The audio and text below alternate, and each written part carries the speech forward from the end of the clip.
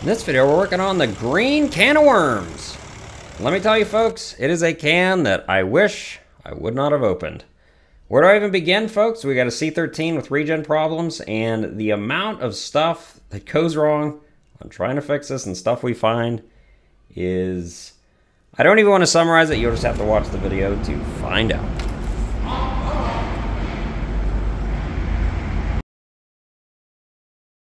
Hey guys, Dress with Dip channel, and today we're going to be working on what I'm going to call the mean green regenning machine. I was going to call it the Hulk, but it's not the right shade of green for the Hulk. Basically, it's a C13 regen engine that's been to 3 shops now, and none of them can figure it out. Well, I love troubleshooting regen systems, the cat ones at least.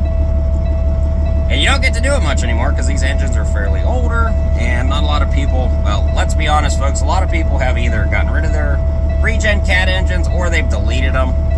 This one is stock though, from what I can tell, so what we're going to be doing is trying to figure out why it will not regen. It currently has a soot level high most severe code. Now that code will shut you down every few seconds, but here's something you may not know. If you have an ET plugged into a truck and it has the most severe code and it's shutting the truck off, as long as ET is communicating and it's open, it will not shut the engine down. So, something interesting to know. You can hear it's running right now. I'm waiting for it to build up air. We're going to pull it out and see, and we're going to figure this one out, folks. What the heck's going on? So, let's go troubleshoot it together. So, here's what we got going on, folks. So, beginning regen and troubleshooting, you always want to look at all your parameters, make sure nothing looks askew. And basically, if look at like your flame temperature, your inlet and outlet temperature.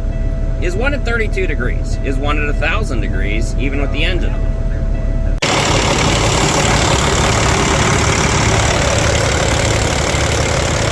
All the parameters on this one, folks, we're reading accurately as far as sensor accuracy. Now what we're looking at here is just looking for anything obvious. What we're looking at there was the fuel enable valve and the pilot main control valves. We're going to go on the exhaust side. And I believe this has a secondary air problem. There's our ARD head or ARD head, kind of interchangeable. Some people pronounce it one way, some people pronounce it the other way. And this is our air intake tube for the secondary air. You can see it pulls air off of the boosted system, so a boost leak will cause that to be low, and most people don't know how to check those properly. Now I gotta warn you folks, the next several minutes of this video are going to be very technical with me doing regen and data log stuff, so if you don't want to watch that, skip to 10:15. Alright folks, so we're going to do our first regen attempt, and your coolant temperature when doing a regen attempt has to be 140 degrees, and we're almost there. So what we're going to do is go up to information, and we're going to go to data log recorder. And this might be really technical, but we're not going to spend too much time discussing it all, but I'm going to show you what I'm doing here. So we need to set up a data log recorder to read our system. The reason we need to do this is because CAT does not give you much information while doing a regen in the regen screen, and you cannot leave the regen screen while regenning. So you have to add a group, which is the group is going to tell you what items you want to look at. I have one for regen already, which already has all these parameters in it. Okay, and then okay. And one thing a lot of people forget to do, click the start button. So it's now data logging. So now we can try regen. Service procedures. And a lot of people are going to see 2 regens. There's a manual and an ash service. Only do ash service if you're pulling the DPF off and it's able to regen. I don't think we're going to be able to do a regen, so we're going to try the normal one. Okay, bunch of warnings. Basically, don't touch the DPF while it's regenning. It's hot. Okay, so this is the only parameters CAT shows you while regenning. See? And we're already above 142 degrees, so we're going to let our RPMs drop here. And unlike Cummins, you cannot pull your computer off of this while it's regenning. It has to stay on. So, temperatures look normal. Let's start and see what happens. It's probably, I'm going to bet, not going to do it. It's probably going to do a fail to combust, but we'll see what it does. Okay, I went through all the pending checks. So what it's doing in this portion, if you don't know what I'm doing here, I have a hour-long regen class on what I'm doing here, but basically, in this step, it's making sure the pilot, no, I don't want to update right now. Go away. Computers. But it's just checking out the system. It's then going to go to ARD ignition or ARD ignition, and it's going to try for 10 seconds to see a spike on the ARD flame temperature, which is this one. You can hear the tone change. That's because the fuel pressure just bumped up to try and force fuel into the regen system at a higher PSI. So it's trying to ignite. Notice the temperature is actually dropping on the flame temperature. I'm surprised it hasn't kicked out already. Usually it's only like it says about 10 seconds.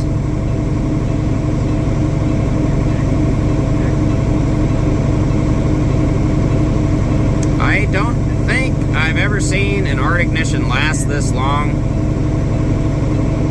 without it kicking out. What the heck? It should have kicked out by now. It's just dumping fuel into the system without igniting it, so I'm going to go ahead and cancel. It is not igniting, folks, so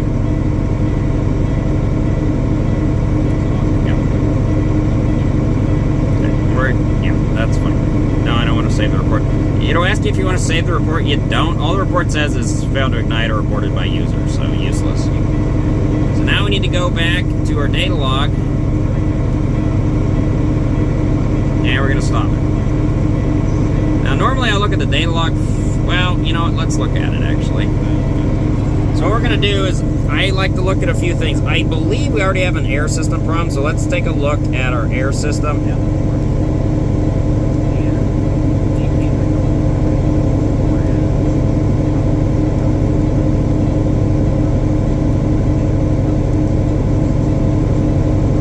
Look at that.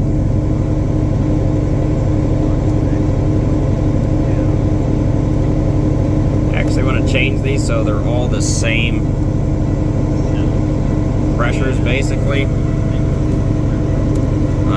We're going to do 200. We're going to do 200. We'll do 100 on that one. Okay. That looks better.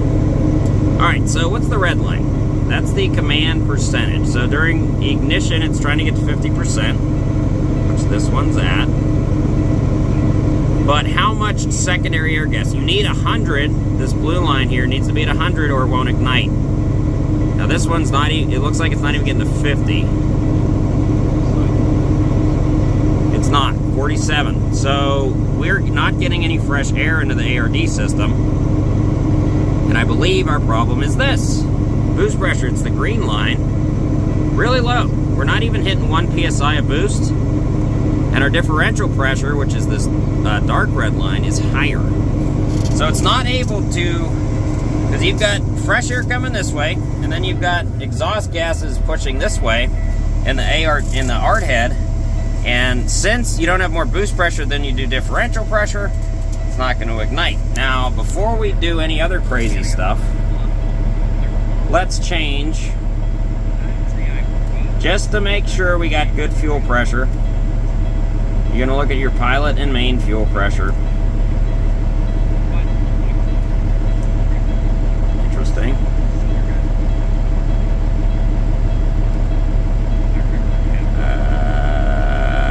That's weird. They're not showing any fuel pressure. Alright, folks, so here's what's weird. Now, you might be looking at this and saying, I don't see anything weird. I see a bunch of lines. So there's 3 valves that control your fuel to the ARD head. There's fuel enable valve, pilot, and main control valve. Fuel enable valve, think of it as a ball valve, on and off. That's why it's up and down. That's off, on. That's the red line. That has to be on for fuel to get to the other 2 valves. And then you have your pilot and main control valve. And they're controlled by these, the green lines. So during our ARD ignition test, you need fuel enable valve to stay on, and then you need the pilot and main control valve to turn on to get fuel to the ARD head, which we're not getting any pressure. But if you notice, before the pilot or main control turn on, this turns off. It's not supposed to do that. If this is off, but this is on, you're not getting any fuel. vice versa is true also. If this is off, this is on, you're not going to get any fuel. I'm not sure why it's doing that. That seems like a software problem to me. Now, that doesn't account for our boost pressure problem, but we got something weird going on here. I've not seen this before, and I've troubleshot a lot of Regen systems. So what we decided was I updated the flash file. It actually had the latest flash file in it. No change. It was still not delivering fuel. Now, if you notice, I put the code for low secondary airflow. Transient regens are disabled. However, the steady state regens are still allowed, and that's what I was doing. So it should have tried to actuate fuel pressure, but it wasn't. So updated flash file. We actually have an LAE C13 test ECM. So I said, why don't we swap out the ECM C, because it seems like an ECM problem. It's the only thing that controls the fuel command. And that's where the troubles began, folks. And what we're doing here is we're going to try and get the CCM off. This is actually a pretty good access for a Regen C13 ECM. And here's the first of our problems, folks. 4mm Allen for both the 70 and 120 pin connectors. And I've had this happen once or twice before, but as you can see, it is totally stripped out. It was stripped out even before I tried to loosen them. One of them had a nut driver rammed into it with a hammer, so this is going to destroy our times, folks.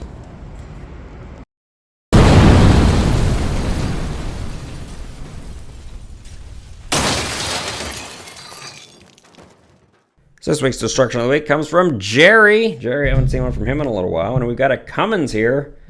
Look at that piston. That is one messed up piston there, folks. We've got I believe that's a rod bearing. Not a cam bearing, that's for sure. This is the oil pan. Look at that. The amount of metal debris. You can see some piston rings in there. That is really bad. I think the skirt's just gone, just disintegrated. I'm sure some of it's in there in the pan. Thanks to Jerry for sending those pictures. Let's get back to work. And here we go, folks. That's the 4mm. That's what they had hammered into the 120 pin. And you can see it's about as rusted as the bolt itself, and you probably won't be able to see it in the video, but they're bad. I've never had both stripped out before. I've had them where they're really hard to get to, and they're kind of starting to strip, and I've always been pretty lucky. Well, my luck ran out on this one, folks. So what I tried was, like I said, it's a 4mm, at least that's what it's supposed to be. I tried a larger Torx. I also tried the next largest standard size, and hammer them in there. Didn't work initially, folks. One of the other mechanics has like an Allen wrench extractor. It's for stripped out fasteners like this.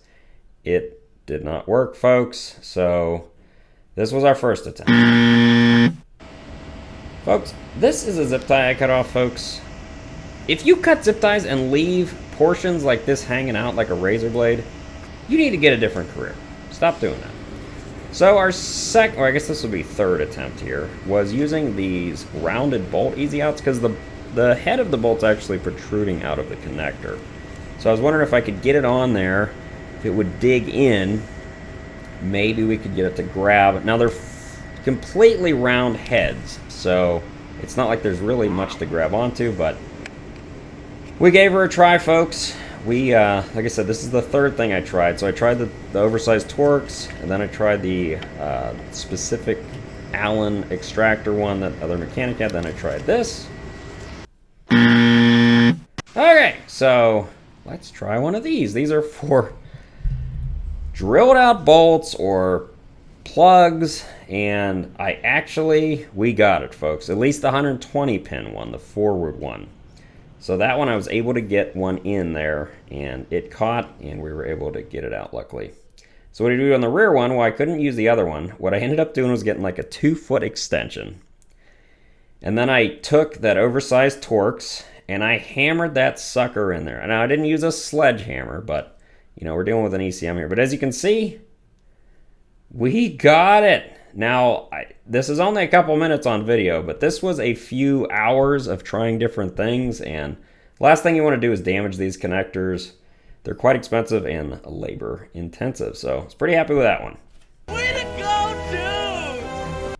So you can see my hammer collection there. This is the bolt, the rear one, and they're actually different. I never noticed that. The rear bolts are slightly, meaning for the 70 pin, are shorter than the forward ones for the 120 pin.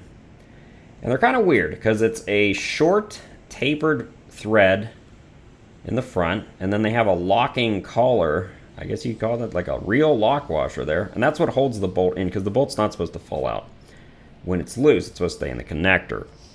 So the other one, though, I should have got it on film. That one was hard. It was very difficult to get out, but I was able to get it out. These part numbers, folks, pause the video and go back to them if you need just the bolts and the retainers. John Goldsmith, he's probably here leaving a comment, left the part numbers for those. Now the ones that come, the ones he gave me, will come with a 5mm head, not a 4mm, but they work. So there you go. Because if not, you're going to have to buy the whole connector. So here we are getting the ECM out. I took the fuel filter off. It was either that or, well, a whole bunch of other stuff. So took fuel filter off. It actually came out pretty easy. The only thing I had to take off was the fuel filter, like I said, the connectors, which ended up being a several-hour nightmare, and one of the fuel return line. And then it came right out of here. And this engine is rusty. I haven't seen a cat engine this, especially one of these newer, quote-unquote, Regen engines. I don't know what it was. Like, the bolt heads were rusted on this. That's for the connectors. That's somewhat rare. It's just corroded more than what I'm used to. I wonder where this truck is from. And that's what we'll kind of take a look at here. So we got the new, now I didn't film this, but we got the new ECM in there. And new, I mean the test ECM. It's missing a bolt there for the oil pan. Nothing I did. But you can see just quite a bit of rust. Doesn't really come through in the camera that much, but more rusty in general. Look at this P-clamp. Like, it's literally, the metal's just gone. It's just the rubber left. Those are for the grease lines. So not too good. You can see a little bit of corrosion there on the starter. We'll get back to that in a little bit.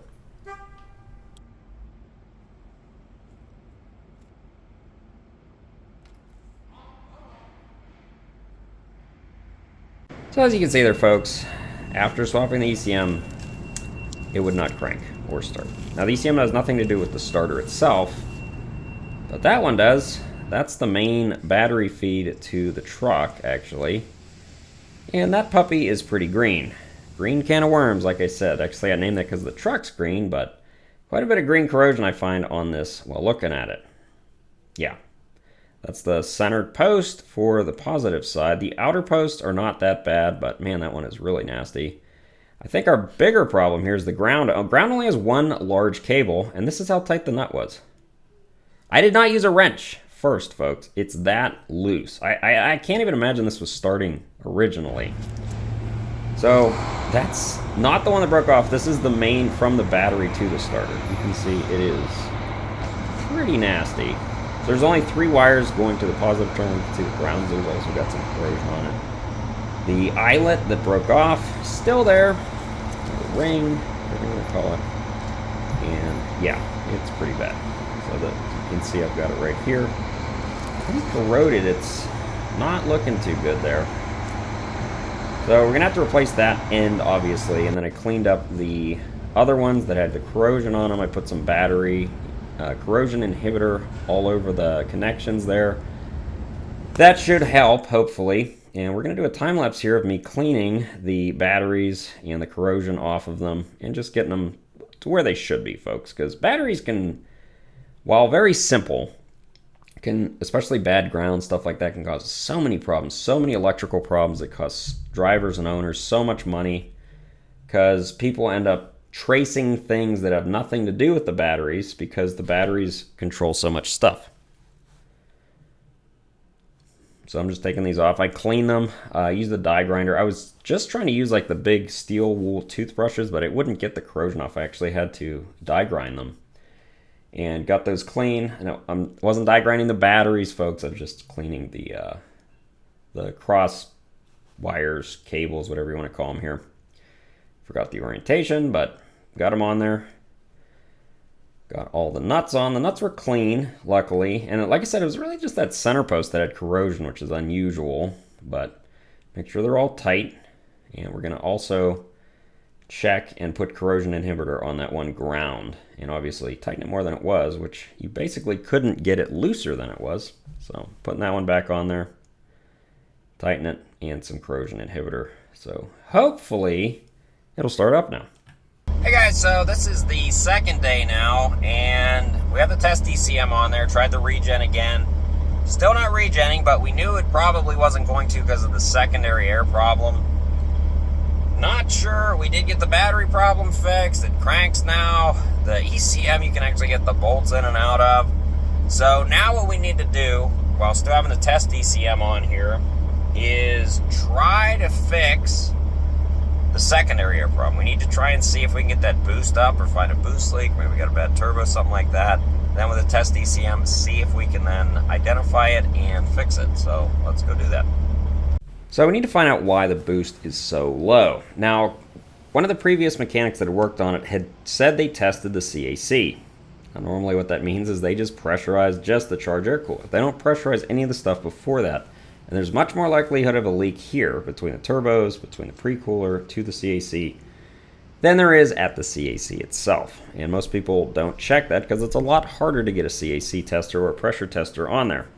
Now the first thing I noticed was this bellows. Now, the denting there, that was me trying to get it off because this sucker's been on there forever, unfortunately. But there are cracks. I could actually see the cracks through the bellows. Look right here. It's kind of hard to see with a camera, but if you look at the first ridge, you can see light coming through that bellows crack. And yeah, that is bad. That's a big boost leak there. So what we're doing here is looking for other boost leaks just to see. And a lot of the steel and aluminum, the aluminum was corroded away and the steel or iron, whatever you want to call it, was rusted. So we had a huge boost leak here. In fact, it was not holding boost in the CAC while it was pressurizing it. And there's something called a pre-cooler, which is a coolant to air heat exchanger that after the second turbo for the CAC, there's two separate sets of tubing that go to it. This is the one that goes to the CAC, and I removed that. And guess what? It was leaking. And someone knew it was leaking, because look, they put silicone on it. You don't put silicone on air connections like this.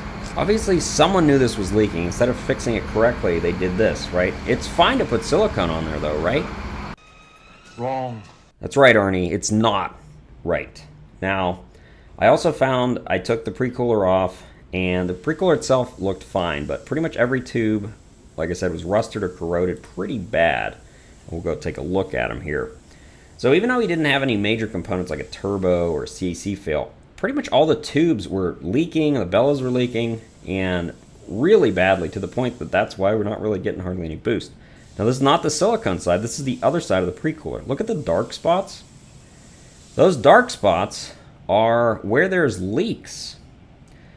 Now the reason there's leaks is because this, look how rusted it is. Remember, this is a metal to metal seal, or not really a seal, but it's compressed together with a V-channel clamp or a T-bolt clamp, whatever you wish to call it. But with the rust there, it's not going to seal. That's why he's got no boost, and that's why it's not regenning, folks. Still waiting on parts for this one. It's going to be a two-part one. Hopefully in the next video, I'll show you it's all fixed. Thanks for watching.